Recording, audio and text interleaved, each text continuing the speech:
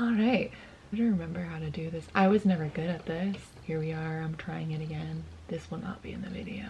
This is terrible. My shop has been open for almost 6 years, and this time of year, when I'm like a couple months out from that anniversary, I get a lot of inspiration, a lot of motivation, and I start thinking of goals that I have for the shop. And every year when I get into this mode and start making all these plans of things I want to do and new products and things like that, it just kind of fizzles out and I never actually act on it, and I don't want to do that anymore. There's crazy music in the background. Who has a rager at 1:30 on a Saturday? Anyway, hopefully you can't really hear that. I'm sorry. This year, I really want to do a Christmas in July sale for the shop's birthday. Our best seller in the shop is holiday related, so I think that's perfect. I love that it makes the holidays more magical. I'm honored that I'm a part of that for a lot of families. I think I also want to offer fully customized gift tags so you can change who the gifts are from as well.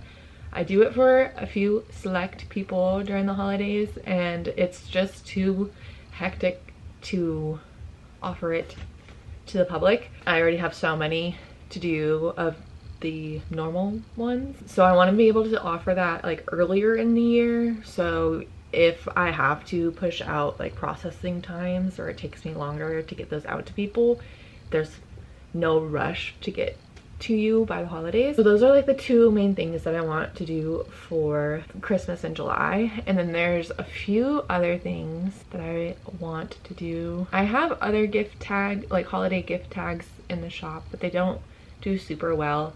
So I have other holiday themed stickers that I'm planning on doing that aren't outright gift tags, but they could easily be used as gift tags. And for the past like 5.5 months, pretty much since the beginning of this year, I've been playing around with a new product. I released them in March, but I have not really shared them as much as I should be. Alright, so these are Crafty Stickers. Use them to make different like mosaic-y, crafty little designs. You can take 2 of these sticker sheets and turn them into a whole page of fun little design, and I have really enjoyed them. They've been a really nice thing to get me off my phone, and it's something that I full-heartedly like believe in and love and use myself, and it's the first time I've felt this way about a product that I've come out with. And I know I just need to put it out there more and find other people like me that get the same value out of them that I do, but I've just never been good at selling myself, selling my product, and not feeling gross about it, especially right now, at least for myself. It feels really gross because I know so many people are struggling right now, so many people are not in a good place. And I mean, I personally believe that art and hobbies and having a creative outlet is important in life, especially in hard times, but I know that that is a frivolous and privileged thing to do and say. So I have no expectations of people spending their money with me, but I also truly believe that these stickers and these craft kits that I've been making are worth it.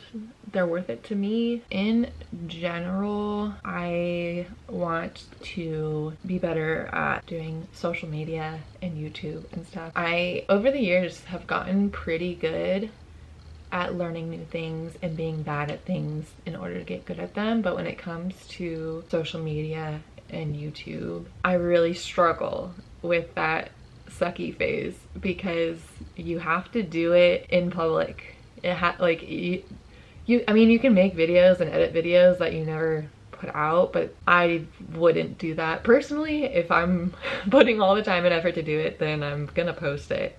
But it's just really hard for me to build those skills because I think it's a really slow process, at least for myself, to get better at those things. And I think my gift tags kind of gave me this false sense that if I make a good enough product and just run a few Etsy ads, like it will do well. And for some things that's true. That was true for those gift tags, but I think it's also unrealistic to think that that will happen for everything you put out. And you can't set the same expectations on everyday products that you do on holiday products. Holiday products just sell better, and it's also a time of year when people are spending more money, so you can't really compare those two things. But it's really hard when like you have one product that does so well and then the rest of the year is like crickets. Yeah, I felt like before when I was making stickers and I was drawing things that I thought were cute, that I thought other people would think were cute, it was really just like how can I make stuff that other people will want? And with these, it's like the first time that it's something that I like and it's something I want and I wish was available to people. And so that is a really big driving force and why I am trying to sell them. Honestly, I started like testing these out and making them when the analog trend was really viral. I wanted like my version of an analog bag. I wanted my version of analog hobbies that were quick and easy. I could throw in a tote bag and take with me somewhere, which I have done with these multiple times and it's been awesome. But my rules for myself was that I was not allowed to buy anything new. I was not allowed to take up a completely new hobby that would require a bunch of new equipment and tools and things. I wanted something with virtually zero barrier to entry, not like zero learning curve, and that it was something that I could take inspiration from a lot of different crafts and hobbies. A lot of things that are on my feed that are convincing me that I need to learn 12,000 different skills. I can look at those different art and take inspiration from them, fill out a page in my notebook, and then put away my notebook. And like, there's virtually zero mess. I mean, you can see the mess in this room. I'm gonna be messy regardless of what hobbies I have at the time, but to have it contained in a book, have it reasonably organized has been really great. I have all of my stickers in these mini notebooks, which I'm also hoping to offer. I think at this point what I'm gonna offer is notebooks with dot grid paper. You can't see it, it's dot grid, I promise. And then when you order stickers, I think I'm gonna have them all punched regardless of if you have the notebooks or not. I'm going back and forth on this because I mean, it doesn't make a difference if you have the notebook or not. The stickers are still usable. It doesn't get in your way. It doesn't change the integrity of the paper. It doesn't make it more prone to ripping or whatever.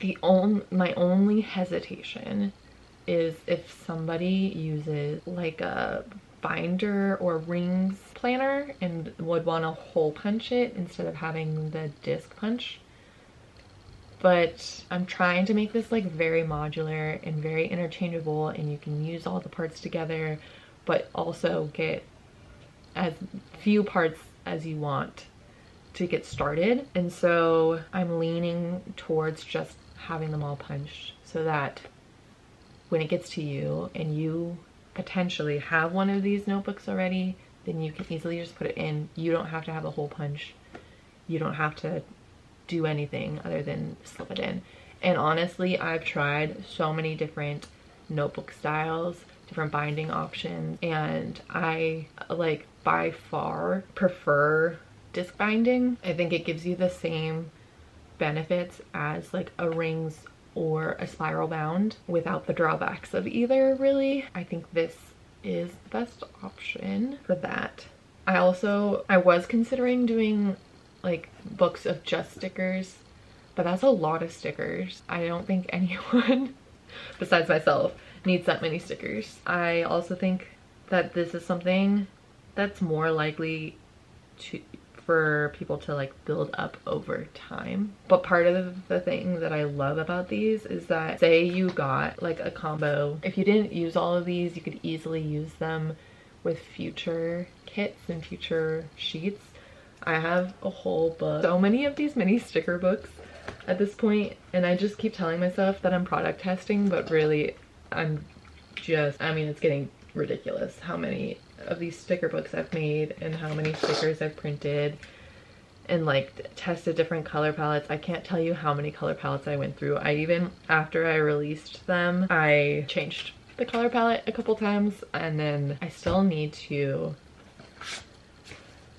change the listings on my website. My Etsy is switched over, but I still need to change the listings on my website because they're the old colors and they're the old format. Let me see if I can find one of the old sheets to show you. When I say I've tested these stickers, it's ridiculous. And when you like, when the average person looks at these stickers, it's like, okay, they're squares and circles, what's the big deal? Like, I have tried every combination and iteration and everything possible to see like how I would actually use these and hopefully how other people would actually use these. So my original like small bundle, which at this point is just like my standard bundle because it's already a lot of stickers. I don't expect people to use them as much as I do. I use them a lot because I really like them, as I've said multiple times. This was the old format, so it was like all of the like circles on one sheet and all of the squares and triangles on another sheet. But as I used them more and more and I like dove into color theory and color palettes and all this, like I got deep in this rabbit hole.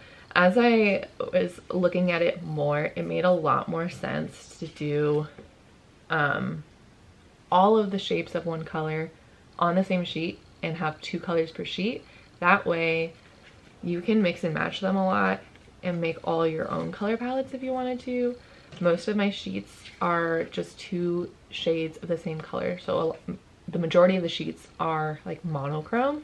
That way you can mix and match them a lot easier, much easier to make your own color palettes. And I'm still looking for, I am all over the place. I haven't done this in so long. I'm also ADHD, so this is like real life talking to me. I jump all over the place. I know I was looking for a certain notebook that is still nowhere to be found, honestly. I told you that these make me more organized. I did not say that they make me organized. Like, where are these stickers? Guys, don't worry. I found the other 2 sticker books. They're in a tote bag that I took out. Proof that I take these stickers places. I just have all of these sticker books shoved in different bags that I've taken out. What I was trying to say earlier is I really like these because even when you have leftover stickers, like you've used a few from a sheet and you have them left over and maybe you buy more or you want to make something else and you just need like a couple of shapes of one color or that color, whatever. You can keep the sheets in these sticker books, but then I have sheets like this. I must say, this whole setup is not ideal. And you're in a cupboard and oh, you've totally seen this door the whole time. There we go. Oh no, see, I have to have it like just so I still get light from the window over here, but I have nowhere else to put this. You know what? But now you see a lot more mess. That's still a lot of mess. This is ridiculous. This is still very visible, but this isn't as much of a problem. Yeah. Okay, so these are the sticker sheets. When you take out all of the like extra sticker backing, and I've like color coded them, so I have like, that's my yellow sheet and I have other sheets in here. I mean, you get the gist. I like to do it by color, so like this is my reds and pinks. So it's really fun to keep the leftover stickers and then reuse them. Not reuse them, but use them in future things. I made a couple of spreads in my journal that use a bunch of the leftovers. So like my April cover sheet was just a bunch of leftovers and made a bunch of different little flowers. So that was fun.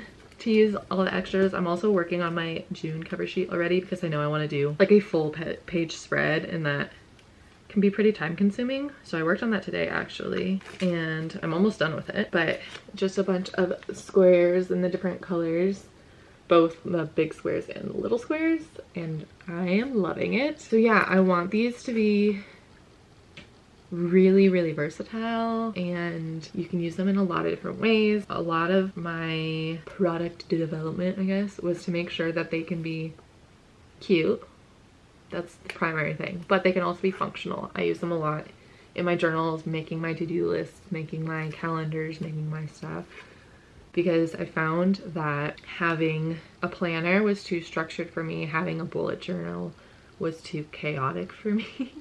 And so I feel like this is the in-between of, I have the structure and the limitations of like, these are the stickers you have and that's it, to make your layouts. I don't really like draw boxes or anything anymore, which I feel like that was pretty time consuming. This is still time consuming, don't get me wrong, but I, for some reason, using these stickers and making spreads with them has felt a lot less overwhelming. I feel like there's a lower mental lift for me looking at a blank page and thinking, oh, I just have to stick a couple stickers. It's usually not just a couple stickers, and I usually add extra and go beyond what needs to be done. But it just works for my brain. I don't know how else to explain it, but it works for my brain. I also, like, month to month, don't always need the same level of organization. Some months I don't need a calendar at all. Like January of this year, I also haven't used a planner in a while, so this is me like getting back into it. I've never really used a sketchbook, so like, or journaled very intensely, so this has been me like getting into that. I've tried a lot of different things. I have a lot of barely used notebooks and journals and planners and stuff, and this has worked the best for me because it's low stakes, and because like I can do a single page for a month and feel like I've done something that month, or that I've kept up this practice. So for January, I made this. These were my old stickers I came out with a few years ago. It's very much the same concept of these Crafty stickers. Some of the shapes are the same, some of them aren't. And I did really like those, but I knew they weren't what I wanted. And somebody ordered them this past holiday season, and I started looking at them again and started playing with them again. I was like, there is something here. I do like these, and I haven't put them down since, which is crazy. Yeah. It's just like, I know these are good, and I am like truly passionate about them, but I still am getting used to talking about them and getting other people jazzed about them. Yeah. Anyway, so this was my January, and then my only habit that I tracked in January was I wanted to make something every day, and pretty much every day I crocheted something, which is what all of the entire shelf is full of. Ooh, you can see a bunch of crochet stuff on that shelf, and then my pile of yarn back there.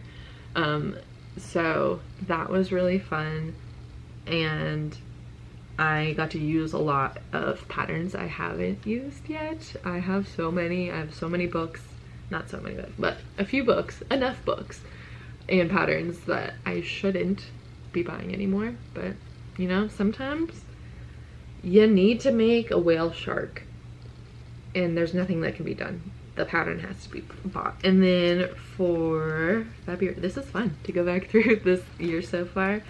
February, I did a simpler spread. February, I still was nailing down the shapes. I remember, because this color palette, I still have oval shapes, and I have since taken out ovals. This was the notebook that I started with those old sticker sets where it was more directed as to like what you were gonna make. So like I did like a little bunny one, These were really cute. I think they were pretty, like, they were on the right path of what I wanted to do, like I said earlier, but they made like really cutesy things and it seemed a lot kiddier, but you needed more dexterity than a child to do them. So I understand why they like did not hit the mark. January, like I said, was when I started using these ones, and this was before I think I had only introduced the triangles at this point as a new shape. It was I'm telling you, it was a process trying to figure out which shapes I wanted, and I am like so happy with them now. This was more testing. This still had some of the old shapes in it, like these ovals and stuff. Ugh, I can't show you. Okay, like these ovals and things, and like like the butterfly wings, those were a random shape, and then like petal-y shapes. And I was testing everything. I was testing like up at the top here, I was testing different oval sizes, which is funny because I don't have any ovals anymore. But yeah, I was like, I think once I got to this page and was doing these, I was like, okay, there's something here, and I'm really liking this. And well, this is fun to go back through because it's been a minute. And then yeah, February was when I added a lot of the newer shapes. So I was like, oh, I can make letters, I can make all kinds of stuff. A lot of these I was like following other people's designs. Like I did not come up with these things on my own, but I was finding inspiration from different things, like different like building blocks and bricks, and like quilts and cross stitch and embroidery and all the different places. So like a lot of these, they're not original to me, but it was fun to see all the different things that I could make with the stickers, finding inspiration from different places. So that was February, and that's where I left off in this book. I don't know. I might come back to this book, but at this point, I have to think about it because now I'm doing monthly color palettes, and it would be cool. Like I just flipped through, it would be cool to have like an archive basically of those things, but I feel like my that's what my journal's kind of becoming, and I'm making different spreads in my journal, and that shows how things have progressed, I guess. So we'll see how that goes. I have more plans. I have so many plans, and I really want to give this my all and like give my shop the attention that it deserves and find my people who like it as much as I do. So yeah, in February I made like habit trackery spreads, but I didn't actually use them. It was more so like proof of concept kind of things with some of my more functional stickers. Like I wanted to do the same like list of things I made every day, and I know I made stuff. I did not make stuff every day, but I did not document any of it. It's just an empty spread.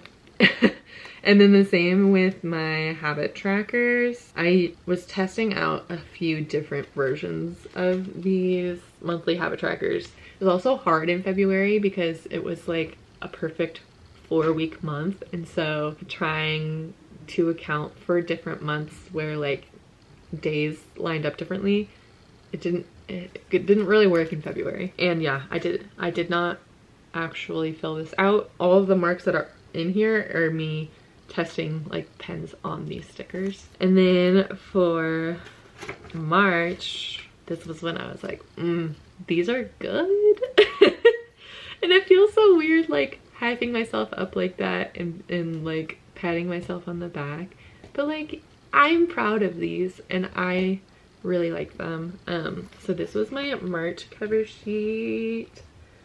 So this I used my bigger set for, which I originally thought would be like the standard set, but it's just a lot of stickers, and I really don't think that it is reasonable for the average person. I realize I like these a lot more than most people will. So yeah, and then this was the first month that I actually made a calendar with the stickers, and it was really helpful for me to use it, and again, it felt a lot easier to do than like drawing out like a bullet journal style. I mean, it is a bullet journal style, but you know what I mean. So that was really nice. In most months, honestly, like that's all I really need. I don't always need a daily or like a weekly spread. Sometimes my schedule does call for it, but most of the time it doesn't really. I don't have a whole lot going on. I messed up, but I don't know where. Okay, hold on. This looks right. Oh, that's not right. The nice thing about these is you can peel them up fairly easily. I need to do, okay, this yellow is right. This orange is right. I need to do another yellow and another dark. So I just need to take these two out. Okay. I'm also running out of orange, well, the darker orange, because I'm trying to use all of my test prints. And I do have other ones printed that were supposed to be inventory, but maybe I can spare those. I don't know. Let's see. Yellow, dark orange. Am I fully out now? I might have a couple more sheets. I'll look. Oh, hold on. How did I miss that? Oh my gosh, I have so many. Okay, we're good to go. So many. Oh my gosh. Where? I swear I went through every sheet, every book I had, and every sheet, pull out all of the oranges that I could use, and I completely missed a bunch of sheets. All of these sheets, which obviously they're not all orange, but there's oranges on them that I can absolutely use. These are sheets that I was just testing colors, and so I just threw on a bunch of little squares because that was the easiest thing to pack in a lot, but then it'd still be usable once I tested them, because to really test the colors, you have to print it on the sticker paper. There's like no way around that to make sure the colors are coming out how you want. I didn't want to just print a bunch of swatches that then made that sticker paper unusable. So I might as well make them stickers, but I didn't want to print like full sets, you know, of sticker sheets, which I absolutely did once I thought I had finalized my color palette for the 10,000th time. I did not make that mistake again. I am fully like done changing colors for now, but I did not print a full set, and for now I'm just going to print them as they are ordered because I don't anticipate a huge flood of orders. I feel like that was one of my big mistakes when I first opened my shop, is I was like so excited and optimistic, which I'm still optimistic, but I was so excited that I like made a whole inventory, and I swear I still have like the majority of those stickers because they didn't sell, and that's fine. I didn't know what I was doing then. I mean, I still don't know what I'm doing, let's be real, but I am well aware now of my capacity to do like printing them as they are ordered, especially since my bestseller is a custom product, so there is no way to prep that ahead of time. I have to make them as they are ordered, and I can pretty easily keep up with that. So I'm not concerned at all about keeping up with orders. When orders start picking up, I'm confident that I can keep up with them for a reasonable amount of time, and then as that grows, I will start having an inventory on hand. I know I said I'm completely done changing colors. And I will not change them anytime soon.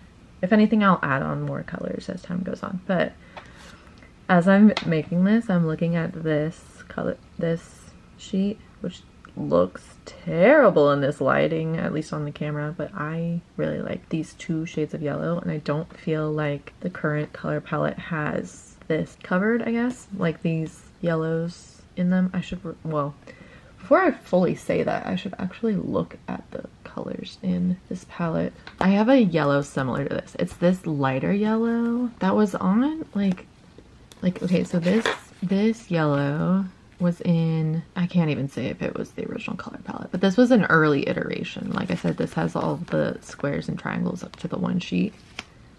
So this was an early color choice. This was from the one of the full sets that I printed and changed my print settings. But yeah, this whole color palette was scrapped. It's interesting because this one looks a little green on camera, which I do have a color now that looks like this, but it's very much like a sunflower yellow in person. But That just goes to show I'm terrible at filming and getting lighting right. So anyway, that was a nice little break. I'm gonna get back to trying to finish this guy. I already showed you my April spread, but I'll show you again. Here's the April. And then I did a calendar for April as well, and I made all of the days little flowers. That was like very impractical and they took up a lot of space, but again, I didn't really have a whole lot to write on the months or on the days, so it was just cute. And then May, I made pretty simple. I was trying to see how far I could get with one of these smaller sets, and like I said earlier, I want a time capsule or like a archive of my monthly color palettes, and this was the first color palette. This was May's color palette, and I used, well, kind of used it. These are the new color palette. These are from like my color test product testing. I'm really trying not to print any more for myself because, like I showed you, I have a gazillion of these stickers at this point, and I don't need to test anymore. Like, it is proven to work. I like it where it's at. If I just keep tinkering with it, then it's like not gonna go anywhere. I can have the best product, I can have all the optimized things, but if I'm just gonna sit at home by myself and use it and not show anyone and not put it out into the world, like, what's the point? So this is my May cover sheet. It's pretty simple, really quick and easy. That's the other thing. I don't think people are gonna sit as long as I am willing to sit to do stickers for a journal. So I was trying to do like quick and easy little cutesy stuff on it and make it more functional. This is my calendar for the month. So I just did like cute little things at the top. Focus. Yeah, cute little things at the top on either side, and then my number dots, which I did use for April as like the center of the flowers, but just having the number dots is a lot more practical. And I have a highlight of the day tracker with my number line, and then I do have habits. I was better about actually tracking these this month, but I have not been, well, I haven't been doing them for one thing as much as I want to, but I also have not been tracking them well, which again, I'm giving myself grace because I'm getting back to doing these things. I've tried a lot of different, I've said this before, I've tried a lot of different planners, habit trackers, apps, all of the things, and I've always found that I'd prefer pen and paper, or in this case sticker and paper.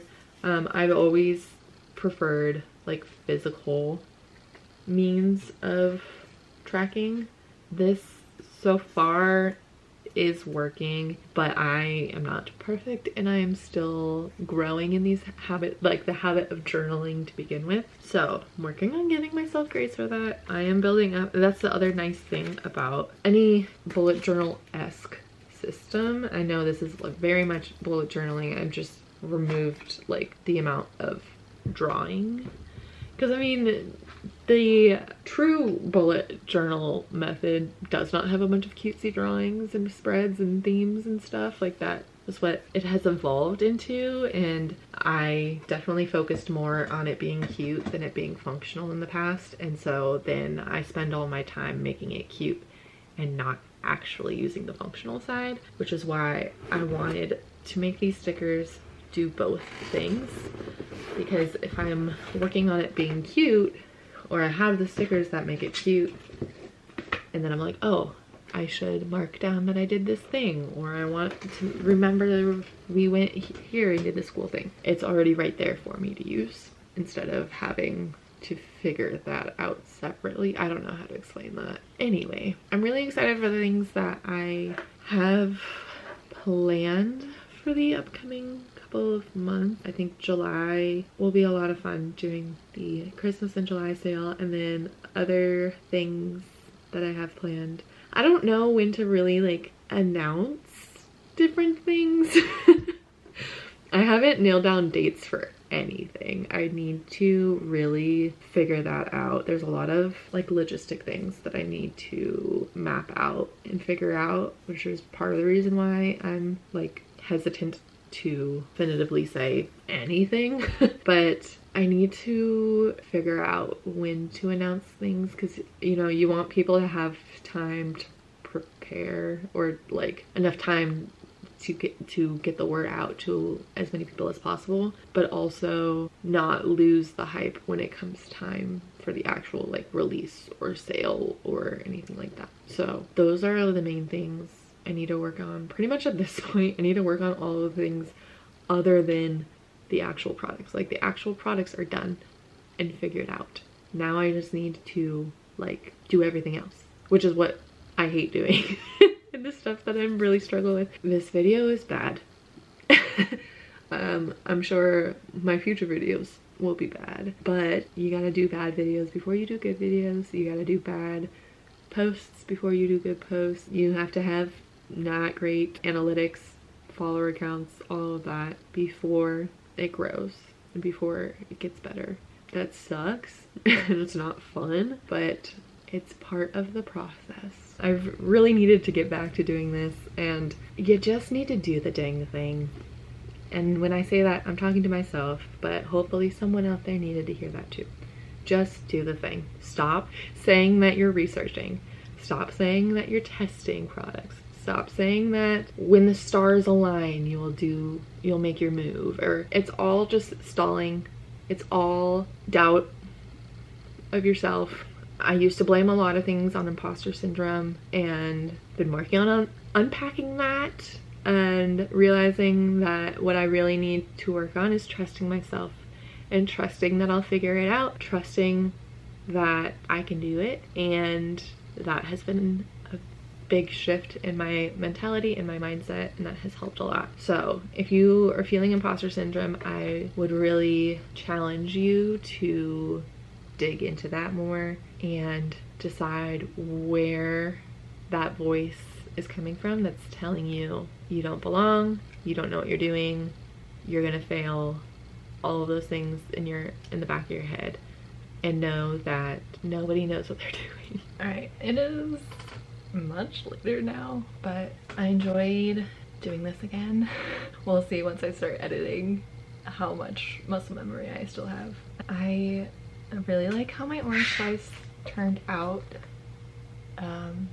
and this was good because I haven't done a big piece like this yet. I knew I wanted to do like more pixel art type stuff with my stickers, and a lot of my test prints, like I showed, are small squares, so that lends itself to doing that. These test prints have the same amount of squares as the sheets that people can buy, and I did notice that these go a lot farther than I expected them to, because one of the things that I am debating is how big of a set people would realistically use. So for the outline of this, I used what would have been something from like the largest set that I would offer, and I didn't even get through all of that. And then you have like another color on here that you wouldn't use, plus another shape that I did not use. So I'm still playing around with that and trying to figure out how many different sheets I would offer, or bundles I would offer, that would have different amounts of each shape. I definitely want to do, I mean, obviously these size bundles, where it's like you can get one sheet or a bundle of 2 or a bundle of 3 of these sheets, so you would have 2, 4, or 6 colors. And then I have a bundle above that, which would give you more shapes per color. This one I'm still unsure of, but if you're gonna make big stuff like this, it does make sense. We'll see. That's still in the works. It's also stuff I don't need to figure out right away. Yeah, my camera's about to die, and I have been filming forever, and that's gonna be fun to edit. So yeah, if you watch this, thank you. I know it's bad, and that's okay. It will get better. Bye.